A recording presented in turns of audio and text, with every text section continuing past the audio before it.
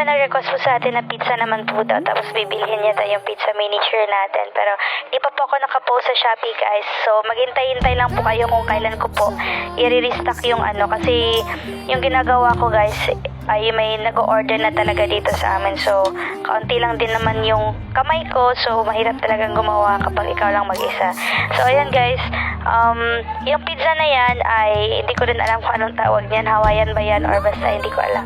Basta pizza na yan, yun na yun. And thank you so much pala guys sa mga order sa akin through online, through Facebook, through Messenger. Ayan. Thank you so much sa inyong lahat guys. Na-appreciate ko po lahat ng mga ano nyo. Tapos nagko-comment po kayo ng mga request nyo. And nagpapatunay talaga na tumatakili kayo sa business ko. Thank you so much everyone. Meron din tayong keychain guys.